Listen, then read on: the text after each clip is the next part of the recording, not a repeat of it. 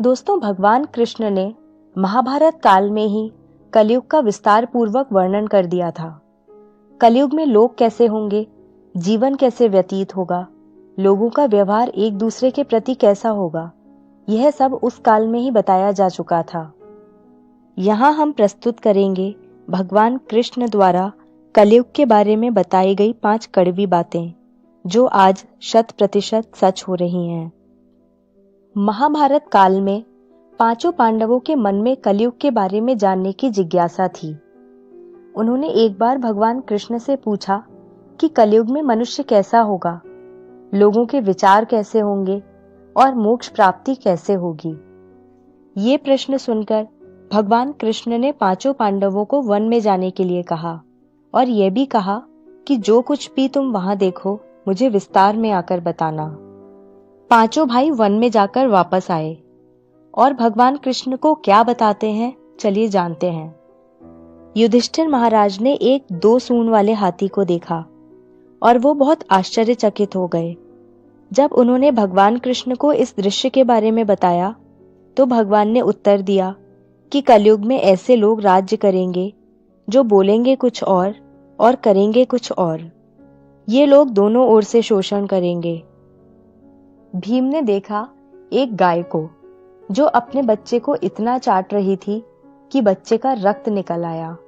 भीम यह देखकर दंग रह गए और भगवान कृष्ण से इसका अर्थ पूछा। कृष्ण ने बताया कि कलयुग का मनुष्य अपने बच्चों से इतना आसक्त होगा कि ऐसी ममता के कारण बच्चों का विकास ही रुक जाएगा। यदि किसी का पुत्र साधु बना तो सब उसके दर्शन करेंगे, परंतु यदि स्वयं का पुत्र साधु बना तो दुखी हो जाएंगे, रोएंगे कि मेरा पुत्र किस राह पर जा रहा है, इसका क्या होगा। कलयुग में लोग बच्चों को मोह माया और परिवार में ही बांध कर रखेंगे और उसका जीवन वहीं नष्ट हो जाएगा।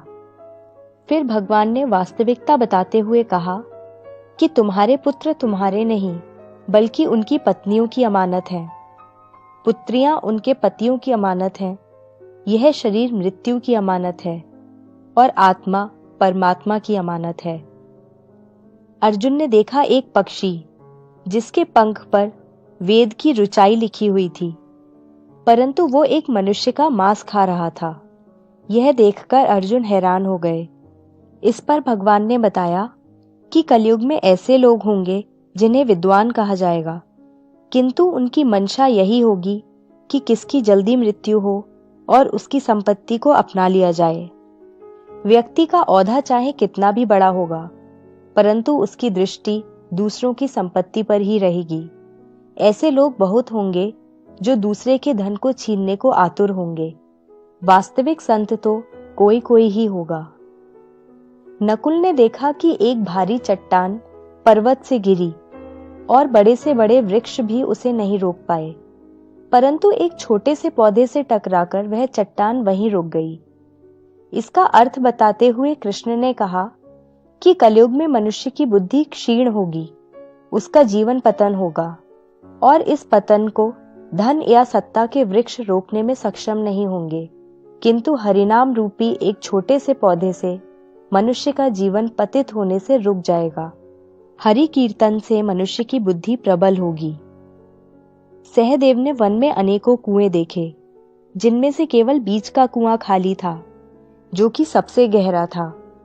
कृष्ण ने इसका अर्थ बताया कि कलयुग में धनी व्यक्ति अपने शौक के लिए पुत्री विवाह में, उत्सवों में, बहुतायत में धन खर्च करेंगे, परंतु यदि किसी भूखे को देखेंगे तो उसकी सहायता करने में किसी को कोई रुचि नहीं होगी। इंद्रियों की संतुष्टि, मदिरापान, मांस भक्षण और व्यसन में धन खर्च किया जाएगा। जो लोग ऐसी आदतों से दूर होंगे उन पर कलयुग का नहीं बल्कि परमात्मा का प्रभाव होगा। तो दोस्तों, ये है कलयुग के 5 कड़वे सत्य जो भगवान कृष्ण द्वारा बताए गए थे और आज सच भी हो रहे हैं। हम अपने आगे के वीडियोस में भी चर्चा करते रहेंगे भगवद गीता, रामायण तथा महाभारत के अन्य तथ्यों की।